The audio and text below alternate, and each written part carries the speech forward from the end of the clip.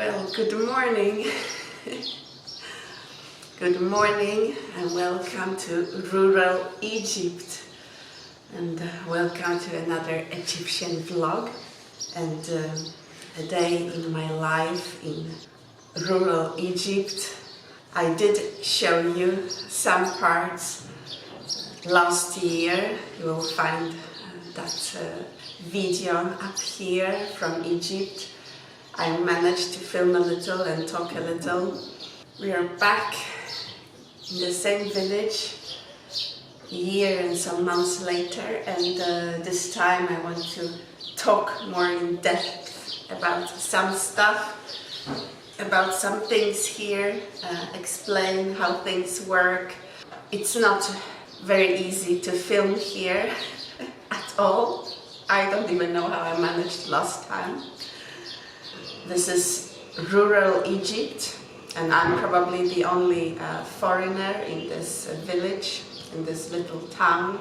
Everyone is looking at me, staring at me, or recognizing Bola, who was born here and lived here. So I can film a little, but all the talking I will do here, around the house probably. You can see small Egyptian lemon, so I can maintain a little bit of routine here. With my water with lemon, I take lots of supplements. I was already sick with my stomach once in Hurghada, in the desert city, but it only lasted one evening, luckily. When I came here, I've already been also sick, like having a loose stomach and diarrhea. Sorry for the details, but that's the reality. If you come to Egypt, to completely different bacteria and everything. So I also was already sick one evening, but luckily it all went away. I woke up at 5 today. I wake up at around 5 every day. I cannot sleep for all the noises, all the animals. So we have the buffalo, the donkey, the hens, and also because of the Muslim prayer, which is around 4 a.m. I managed to fall asleep. Then the animals wake me up around 5. So this is probably the 4th day here, I think. I feel very good today with my stomach and everything, luckily. I'm very happy about that. I'm not going to tell you exactly where we are out of privacy and other reasons, but we are in the agriculture area of Upper Egypt, somewhere between Alexandria and Cairo. It's a smaller village. I have no idea how many people could live there. There is no information, but like with the cities, some small other villages and cities around, there are around apparently 60,000 people living here, so maybe in this village around 20,000 could be, or a little less or more. When we drove from Hurghada, there was an extreme desert wind, extreme, to the point that things were flying in the air. The wind has subsided now, and also there's much less wind here than in the desert. But it's a little bit chilly in the mornings and evenings. You need a sweater or a jumper, and hot during the days, but not as hot as in Hurghada. It's still May, but it's good. I haven't been in the sun as much, which is good because I get sun allergies and a lot of mosquitoes here as well. We are staying with Bola's parents. They have a filter, which I'm very happy about, but I still boil my water on a gas oven because I don't think my stomach agrees with the filtered water, so I started to boil it. Inside this house, it's very nice and modern. Outside, it's a real village, rural life with the animals and farm. So I will talk to you today all day, explain how things work here a little, and show you around more how a typical day here looks like, or a typical, every day is a little bit different, but how a day looks like here. visiting Bola's family, his parents, his sisters and their children, and lots of uncles and cousins.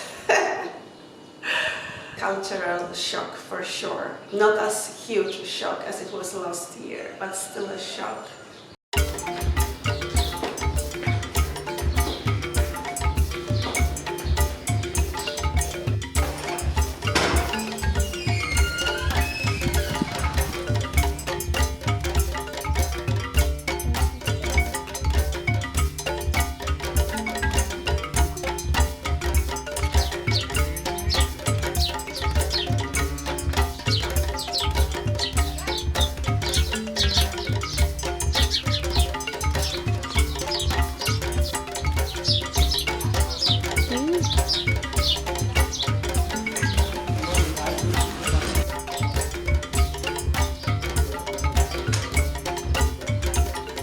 So the mother of this baby gave me a sick stomach.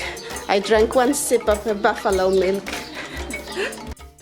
So when you go upstairs, you reach a little hen house. Here we have some hens, the lamb. I'm going upstairs. And I showed it last time. Here we have more hens. And I picked an egg.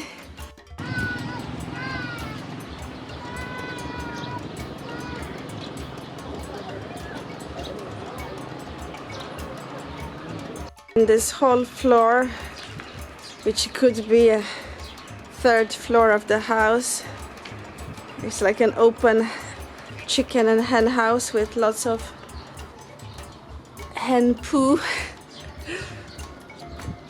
and they are running around.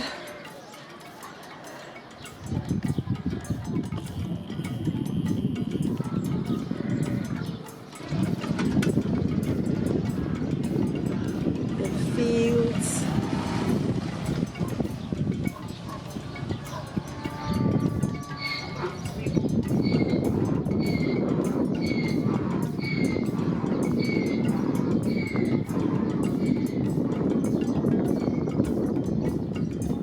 Donkey.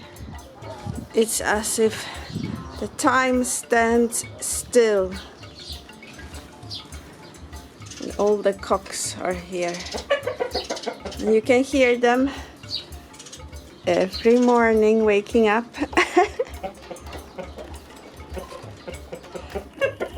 5:30 a.m., 6 a.m.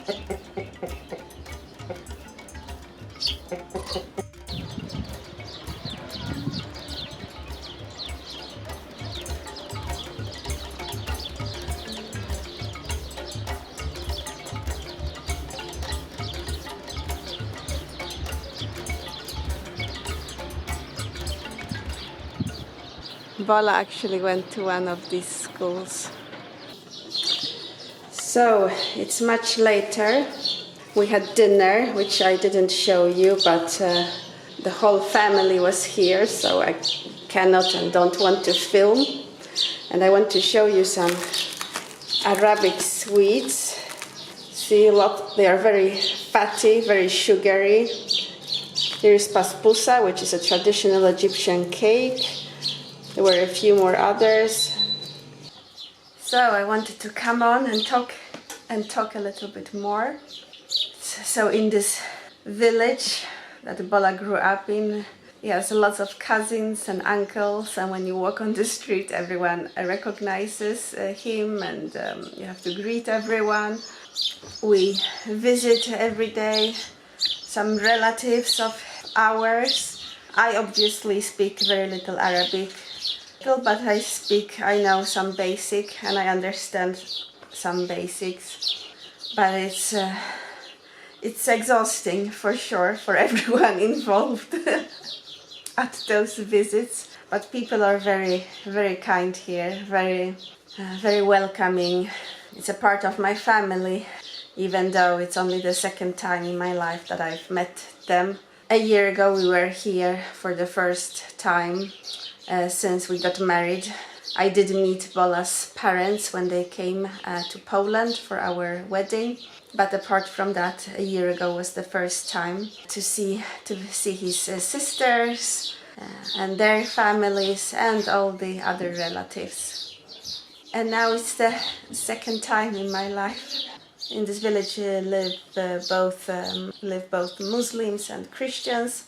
There are parts of Egypt which are mainly Muslim and parts where you have both or more Christians. And actually Christians, Copts, they estimate that they are around 10% of the whole population, so around 10 million out of 100 million Egyptians. And in some parts you have families, Muslim and Christians, that are friends, so they help each other here on the farms and so on. But there's also persecution and terrorism against the Christians. So when you have a Christian church, a Coptic church, so usually the biggest church in town has security. There are soldiers surrounding that church all the time, 24 hours a day, to prevent terrorist attacks against Christians. And it's also the same here in this village. The main church is surrounded by a few soldiers watching and guarding the church. And for anyone who doesn't know, Copts, some say that Copts are the indigenous population of Egypt, that they descend from pharaohs. It's called pharaonism, that they come from pharaohs. Of course, there's also some mixed blood of Arabs and Greek and Romans in Copts, but many say that they come straight from pharaohs. Others say that they come from Greeks or Romans. So who knows? But they are a different race from Arabs for sure, most of them. But as I've mentioned, they have also mixed blood over the centuries. So that's interesting. That's something for everyone who doesn't know.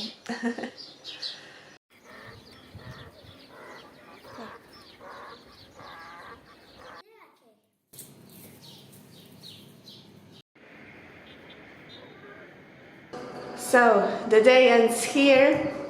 I didn't do much, spent a lot of time in the fields, read a book, spent time with Bola's family, ate, explained to you how things work here in Egypt a little bit.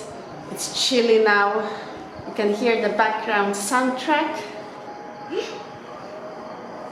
And it's getting really dark, Egyptian darkness. Bola's mom is milking the cow and the buffalo. And I think I will end this little video off here. See you in the next one. And don't forget to subscribe.